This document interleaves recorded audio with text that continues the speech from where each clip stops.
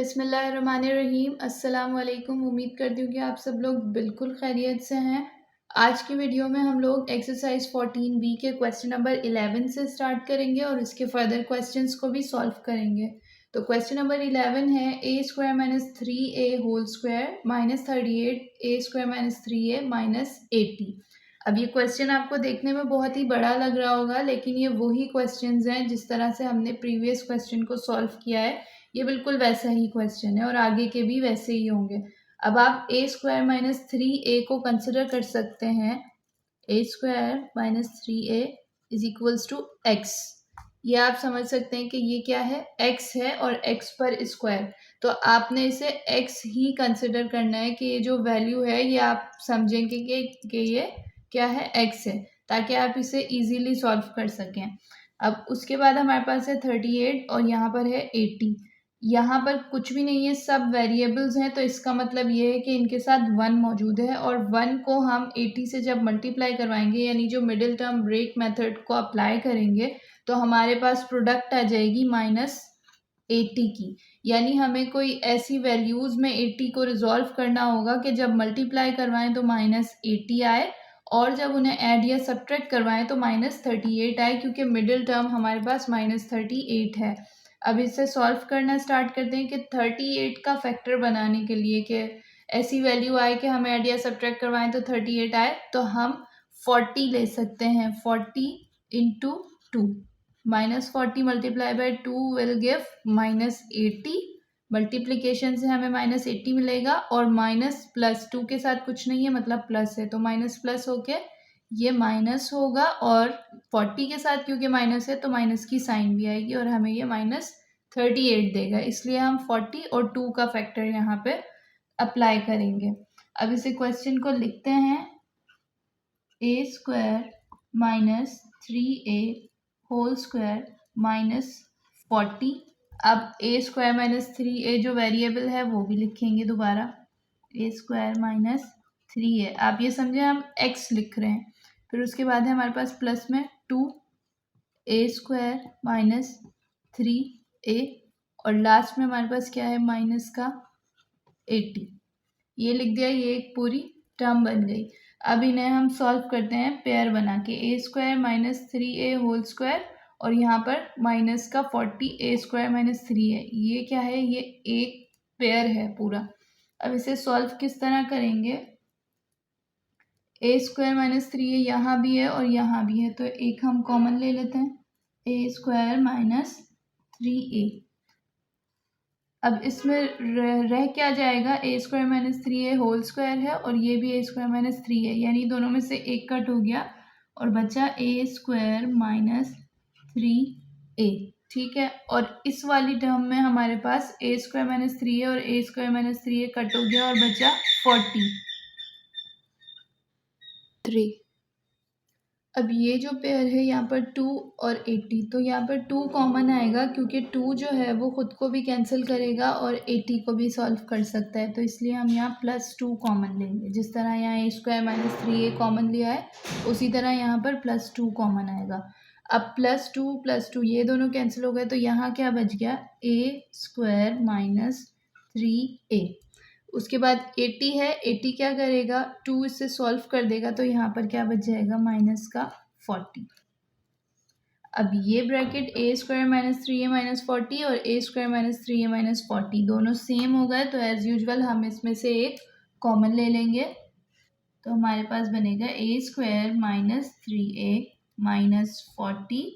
और अब रिमेनिंग क्या है, यहाँ पर बाहर है ए स्क्वायर माइनस 3a और यहाँ पर बचा है प्लस का 2। अब ये ऐसी दो टर्म्स हमारे पास बन गई जिन्हें हम मज़ीद इसी सेम मेथड से सॉल्व कर सकते हैं। यानी ये देखें, ये फर्स्ट टर्म, ये लास्ट टर्म, जब इन्हें मल्टीप्लाई करवाएंगे, ए स्क्वायर के साथ कुछ नहीं है तो 1 है, 1 को 40 से मल्टीप्लाई करवाएंगे तो माइनस 40 आएगा और फिर इस पर भी middle term break method apply करेंगे कि हमारे पास 3 आ जाए जब उन्हें ऐड या सब्ट्रैक्ट करवाएं और जब मल्टीप्लाई करवाएं तो 40 आ जाए। इसी तरह यहाँ भी सेम वही मेथड। अब आप ये समझें कि अब हमारा क्वेश्चन स्टार्ट हो रहा है। जिस तरह प्रीवियस क्वेश्चंस में हम लोग जो फर्स्ट स्टार्टिंग के क्वेश्चंस थे उसमें ये टर्म्स मौजूद होती थी और उससे हम सिंप्लीफाई कर देते थे, लेकिन अब इसमें पहले हमने इसे सिंप्लीफाई किया है और अब दोबारा ये मज़ीद सिंप्लीफाई होने के लिए अभी बाकी हैं, तो हम इन्हें दोनों ब्रैकेट्स को अलग अलग करके सिंप्लीफाई करते हैं बिल्कुल सेम मेथड से। ए स्क्वायर है -40 है, यहाँ पर कुछ नहीं है मतलब 1 है, 1 से 40 को मल्टीप्लाई करवाएंगे -40 आएगा। अब 40 के जब हम फैक्टर्स बनाएंगे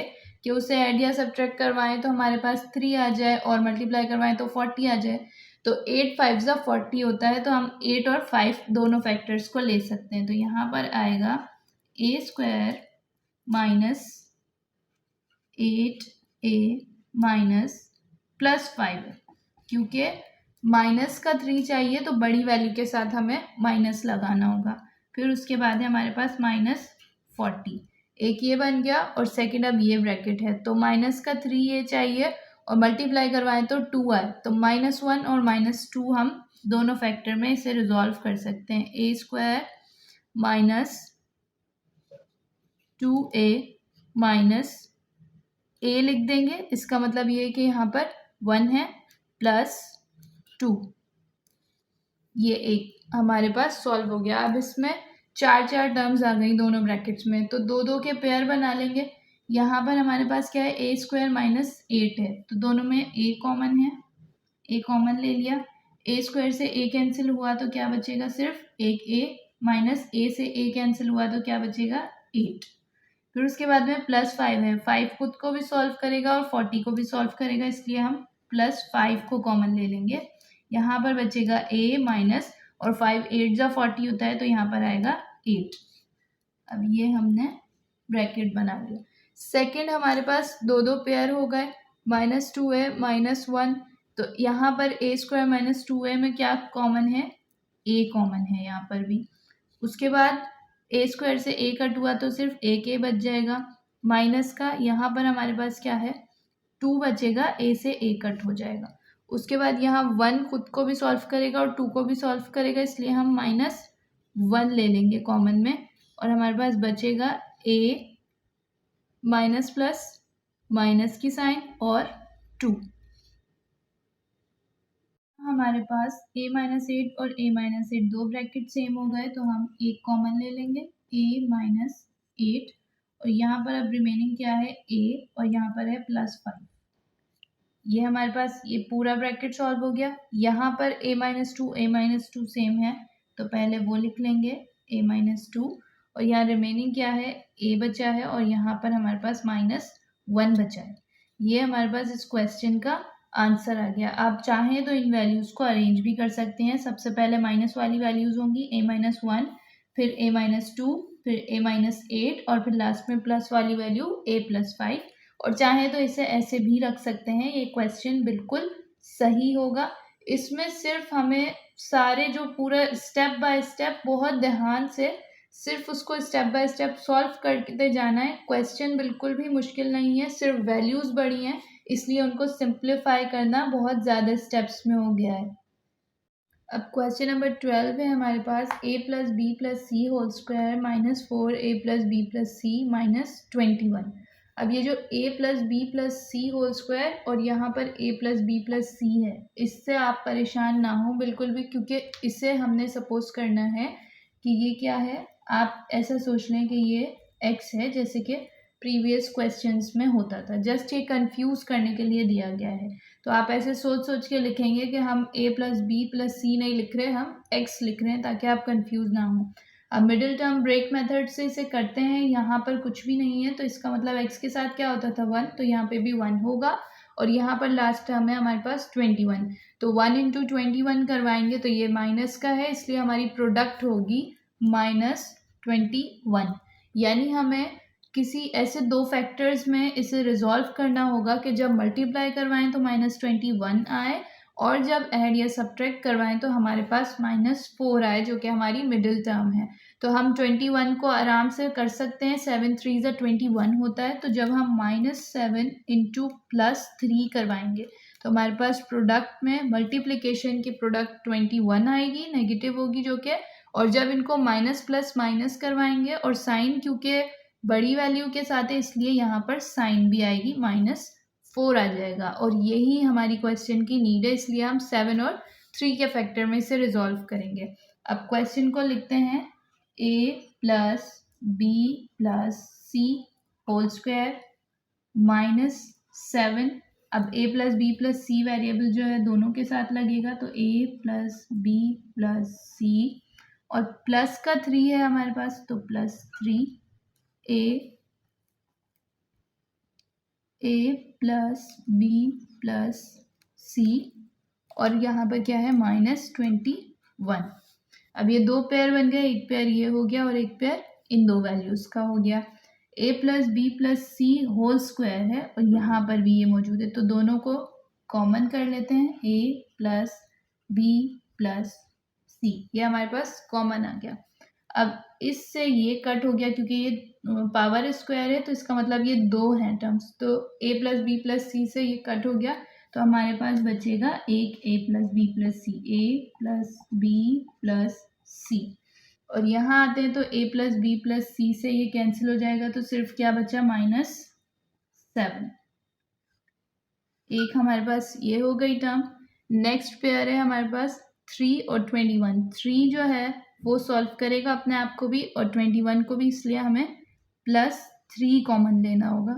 उसके बाद जब 3 कैंसिल हो जाएगा तो यहाँ सिर्फ a + b + c बचेगा और यहाँ पर 3 क्योंकि 7 टाइम्स पढ़ते हैं तो 21 आता है, इसलिए हम यहाँ -7 लिखेंगे। अब ये a + b + c -7 और यहाँ पर भी a + b + c -7 दोनों सेम वैल्यूज हैं, तो हम इन्हें एक में कंपाइल करके लिख लेंगे a + b + c -7। एक के ये कॉमन ले लिया। अब यहाँ क्या बचा, a + b + c वो लिख लेते हैं और यहाँ पर रिमेनिंग है +3। अब क्योंकि प्लस की 3 वैल्यू छोटी है ये वाली, तो इसे हम इस तरफ लिख लेंगे। पहले ब्रैकेट को अरेंज कर लेते हैं, a + b + c +3 और बाद में ये वाला ब्रैकेट लिख लेते हैं a + b + c -7। बहुत ही सिंपल तरीके से यह हमारा इस क्वेश्चन का आंसर आ गया। अब हमारे पास क्वेश्चन नंबर 13 है, x + 1 x + 3 x + 5 x + 7 + 15। अब यहाँ इस क्वेश्चन को हमने इस तरह सॉल्व करना है, ऐसे अरेंज करना है कि 4 ब्रैकेट को अगर हम 2 कर दें तो उनमें सेम वैल्यूज आए। यानी कि अगर हम देखें x + 1 और 3 इनको प्लस करेंगे, यानी x + 3 को, तो +3 + 1 कितना होता है 4 और +5 + 7 कितना होता है 12। इसी तरह 3 और 5 को जब ऐड कर रहे हैं तो हमारे पास 8 आ रहा है और 1 और 7 को ऐड कर रहे हैं तो हमारे पास 8 आ रहा है। इसका मतलब ये है कि 2 सेम ब्रैकेट्स हमारे पास 1 और 7 को प्लस करने से आ रहे हैं और 3 और 5 को प्लस करने से आ रहे हैं। तो हम इसे इस तरह अरेंज करेंगे, x + 1 x + 7 x + 3 x + 5 और लास्ट में जो हमारे पास 15 है वो ऐसे का ऐसे रखेंगे। अब इन ब्रैकेट्स को आपस में मल्टीप्लाई करवाएंगे क्योंकि दोनों ब्रैकेट्स में मौजूद है और इनके बीच में कोई साइन नहीं है, यानी कि यहाँ मल्टीप्लिकेशन होनी है। तो x को पहले x + 7 के ब्रैकेट से करवाते हैं, तो हमारे पास आएगा x x² + x 7x, plus में आप 1 को भी करवाएंगे तो 1x x + 1 7 7। इसी तरह इन दोनों ब्रैकेट्स को करवाएंगे, x x² और x 5x, ठीक है, +5x। फिर उसके बाद हमारे पास है 3x 3x प्लस में 3 5 15 और लास्ट का जो +15 है वो ऐसे का ऐसा। अब 7x और x को प्लस करवाएंगे 8x आएगा, 3x और 5x को प्लस करवाएंगे 8x आएगा। तो यहाँ लिख लेते हैं x² + 8x + 7। लास्ट में हमारे पास है x² + 8x + 15 और यहाँ पर भी +15। अब हमें ये सपोज करना है क्योंकि यहाँ पर भी x² + 8x है और यहाँ पर भी x² + 8x है, तो हमने सपोज करना है, let suppose x² square plus 8x will be equal to y। यानी यहाँ जहाँ जहाँ एक्स स्क्वायर प्लस 8x है वहाँ हम y की वैल्यू को पुट करेंगे। तो ये हमारे पास बन जाएगा y प्लस 7, फिर हो जाएगा y प्लस 15 और लास्ट में जो प्लस का 15 है वो ऐसे कैसे रहेगा। अब इन दोनों ब्रैकेट्स को भी आपस में मल्टीप्लाई करवाएंगे तो y ज़ा वाई स्क्वायर प्लस में y 15 ज़ा 15y प्लस में 7y ज़ा 7y प्लस 7 15 ज़ा 105 और प्लस में हमारे पास क्या है 15। अब हम 7y और 15y को सम अप कर लेंगे एक साथ तो हमारे पास आएगा y स्क्वायर प्लस 22y और ये दो सेम वैल्यूज़ हैं तो इनको ऐड करवा लेंगे तो आएगा हमारे पास 120 क्योंकि 105 को 15 से प्लस करेंगे तो 120 आएगा। अब ये एक ऐसी टर्म बन गई जो कि हमारा क्वेश्चन था, 3 टर्म्स वाला जो क्वेश्चन है। अब ये फर्स्ट टर्म ये लास्ट टर्म इन दोनों को आपस में मल्टीप्लाई करवाया, यहाँ कुछ नहीं है तो 1 है तो हमारे पास क्या है माइनस का 1 प्लस का 120 आना चाहिए। तो और इसे ऐसे फैक्टर्स में रिजॉल्व करना होगा कि जब मल्टीप्लाई करवाएं तो 120 आए और जब ऐड या सब्ट्रैक्ट करवाएं तो हमारे पास क्या है 22 आए। तो अब हम इनके दो फैक्टर बना सकते हैं 12 और 10 से, क्योंकि 10 को 12 से जब मल्टीप्लाई करवाते हैं तो हमारे पास 120 आता है और जब उसे ऐड करवाएंगे तो 22 आ जाएगा। तो इसे डायरेक्ट लिख लेते हैं इस तरह Y square plus 12y plus 10y plus 120, दो दो के पेयर बना लेंगे। यहाँ पर y है यहाँ पर भी y है, y कॉमन ले लिया। अब हमारे पास y स्क्वायर से y कट तो सिर्फ एक y बच जाएगा, प्लस में y कट हो जाएंगे तो 12 बच जाएगा। यहाँ 10 है यहाँ 120, 10 अपने आप को भी सॉल्व करेगा और 120 भी, तो इसको कॉमन ले लेते हैं यहाँ पर तो हमारे पास बचेगा y प्लस 10 120 को सॉल्व करते हैं तो 12 बचता है। y प्लस 12 y प्लस 12 दो सेम हो गए तो हमारे पास एक कॉमन आ जाएगा y प्लस 12। यहाँ पर रिमेनिंग हमारे पास y है प्लस में यहाँ पर 10 है। अब हमने जो y सपोज किया था एक्स स्क्वायर प्लस 8x को, अब हम सपोज करेंगे कि y जो है वो बराबर है, अब हम पुट करेंगे y is equals to X square plus 8x। अब हम इस y की जगह एक्स स्क्वायर प्लस 8x को पुट करेंगे तो यहाँ पर ये इक्वेशन बनेगी x square plus 8x plus 12 और यहाँ ये ब्रैकेट बनेगा x square plus 8x plus 10। अब ये भी दो अलग अलग टर्म्स हो गई, दोनों अलग अलग ब्रैकेट्स हो गए जिनको हम सॉल्व कर सकते हैं उसी मिडिल टर्म ब्रेक मेथड से। ये ब्रैकेट सॉल्व नहीं होगा, सिर्फ हम इसे ही सॉल्व करेंगे x square plus 8x plus 12 को। एक्स स्क्वायर यहाँ पर कुछ नहीं है तो 1 है, 1 को 12 से मल्टीप्लाई करवाएंगे तो हमारे पास पॉजिटिव 12 आएगा। 12 को कि जब इसे मल्टीप्लाई करवाएं तो 12 आए और जब इसे ऐड या सब्ट्रैक्ट करवाएं तो हमारे पास 8 आए।